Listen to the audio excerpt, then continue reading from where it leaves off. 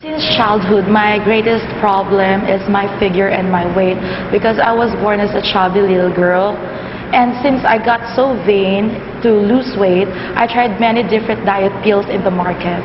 And thank God that Fit-Right is here in Uno, that I've been using it for almost 3 months already, and I've lost 12 pounds.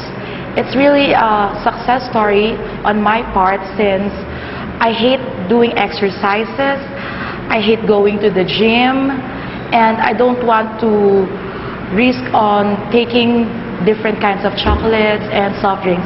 I'm proud to say that I'm still taking chocolate, soft drinks. I just don't take rice anymore.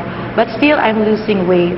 Before, my weight is 138.5 pounds, but after using it for almost 3 months already, my weight is now 126.5 pounds. I've tried different diet pills already from the market, either from the Philippines or abroad.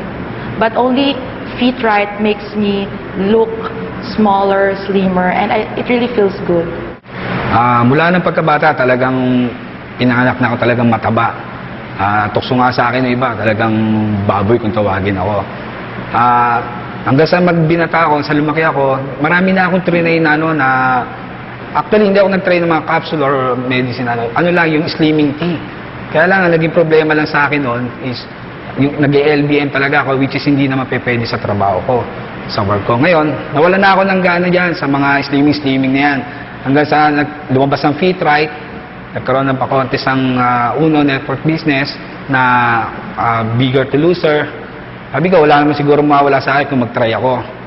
Then, nag-try ako ng Fit-Right. Nang matry ko yung Fit-Right, nakita ko yung kaibahan sa pangatawang ko. Kasi dati, nag-gym nga ako dati. Kaya lang, pag napagod naman ako, talagang takaw na takaw ako sa pagkain. Talagang wala ako inuurungan sa pagkain. Talagang, sasabihin natin, masiba talaga ako kumain. Kaya lang, nung matry ko yung Fit-Right, sabi ko, sasamantalayin ko na to. Total, may contest din. Tatry ko kung makakatulong di sa akin to. Nag-try ako, then naramdaman ko sa sarili ko na 1 week nung nag-change yung yung pagdumi ko, talagang maitim siya. Sabi sa akin na magtanong ako, di ba delikado yun? Di daw, kasi inaalis daw yung mga dumi sa katawan, bago medyo oily siya. Sabi ng iba, ano daw yun, yung fats. Sabi nila, syempre ako, take lang ako ng take na. Twice a day ako kung minom noon, isa sa tanghali, isa sa gabi. Try akong konti lang kakainin, which is hindi ko nung ginagawa ko noon na papakita ko sa kanila na konti lang kakainin ko kasi nag-reduce ako. Pero pagka nakatago na, wala na nakakakita sa akin, babaya na naman ako, kakain na naman ako ng kakain. Pero nung nag-take na ako ng Fit-Right, nawala na yung tako ko sa pagkain. Doon ko na ba't hindi ako nagugutom? Tsaka isa pa, ang trabaho ko is sa water station.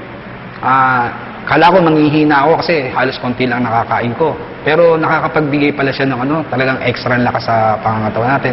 Energetic pa rin ako, hindi nawawala. Tsaka yun nga, medyo nagiging pawisin ako noon nung nagtitake ako ng Fit-Right.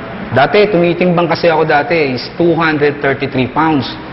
Up to now, 2 months na ako nagtitake niyan, na lang ako ng 207 pounds. Yun na lang ako. Bago ang waistline ko, kung makikita niyo yung picture ko dati, nung sumali ako, nung kinuna ko na magtatapos ng October, ang waistline ko is 49. Ngayon, nung mag-waistline ako, 40 na lang. Ang laki nang nawala talaga. Talagang bilib ako sa Fit-Right talaga.